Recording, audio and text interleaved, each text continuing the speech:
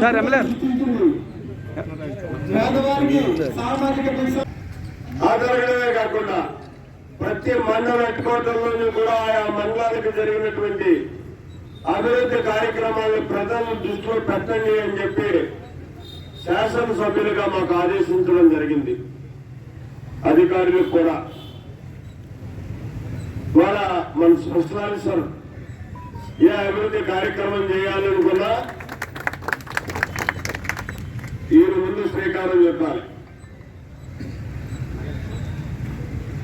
అలాగే అధికారులు కూడా ఇంజనీర్లు కానీ మండల అధికారులు కానీ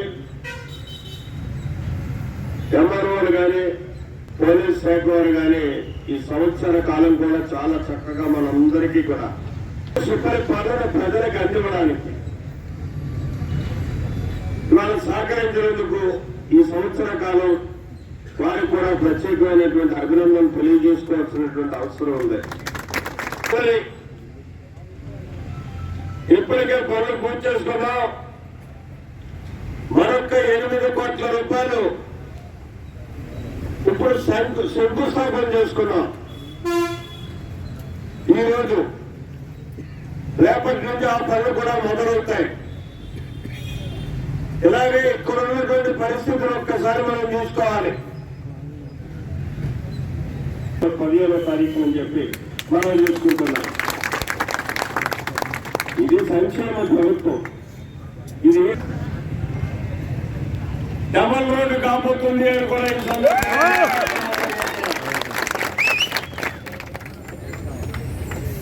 పెరిగినటువంటి ఈ ట్రాఫిక్ చూసి అవసరాన్ని గుర్తించి ఈనాడు మన నాయకుడు చంద్రబాబు నాయుడు గారు దీనికి ఆమోదం తెలుపుతాను, దీని ప్రతిపాదనలు పంపించమని చెప్పినటువంటి సందర్భం.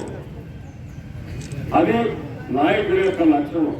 అవసరం ఎక్కడుందో గుర్తించి ఆ అవసరానికి అనుగుణంగా కార్యక్రమాలు చేసేటటువంటి ప్రభుత్వం ఈ ప్రభుత్వం అని చెప్పి మనం చేసుకుంటూ, మరి ముఖ్యంగా ఏలేరు ఆయకట్టు ప్రధానంగా మనకి కెల్లంపూడి మండలానికే ఎక్కువ ఉన్నాయి.